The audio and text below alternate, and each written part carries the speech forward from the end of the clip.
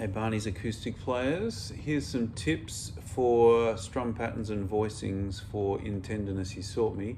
This is the ballad version that we've been doing rather than the up-tempo version. In the key of A is one of the keys we've been looking at. I'm going to suggest instead of playing just a regular A chord, you play an A sus2. So instead of your A chord like this, I'm going to suggest leaving the open B string and E string ringing, and we're going to do that on the top of a bunch of the chords.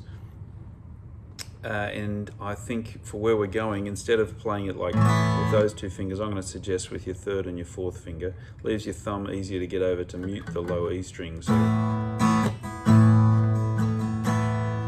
that kind of thing.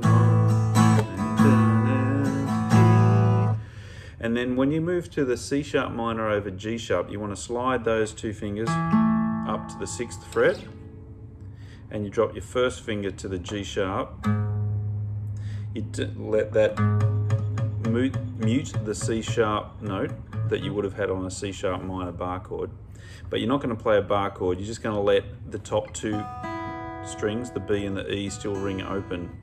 So from low to high, you'll have G sharp, a muted A string, leaving out the C sharp note. You'll have another G sharp, which is the 5th of C sharp. You'll have the actual tonic, the C sharp. Then you'll have a B, which is the minor 7th.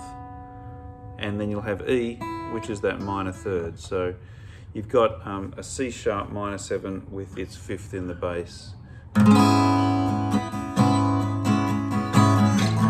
8 sus2.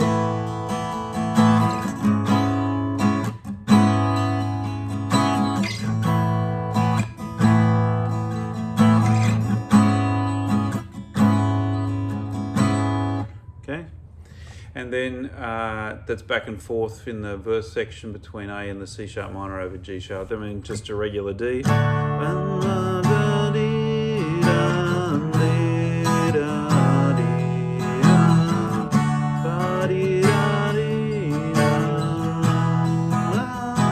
Into the chorus, same again, D's and G, D and E's.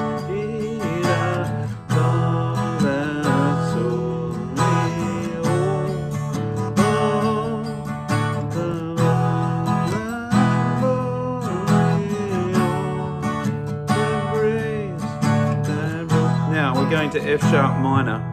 We're going to play, rather than a bar chord, which is fine, but you can again play that A sus2 chord, but see if you can get an F sharp in the bass. This turns it in technically to an F sharp minor 11 chord, but it's a nice jangly, open, pretty sound. It's actually technically an F minor 11.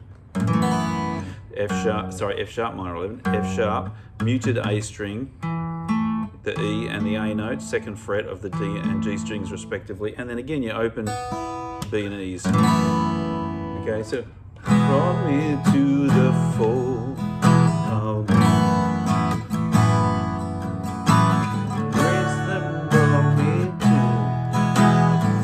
Then you're back into your A, or rather with those fingers. Is that cool? Hope that's really helpful.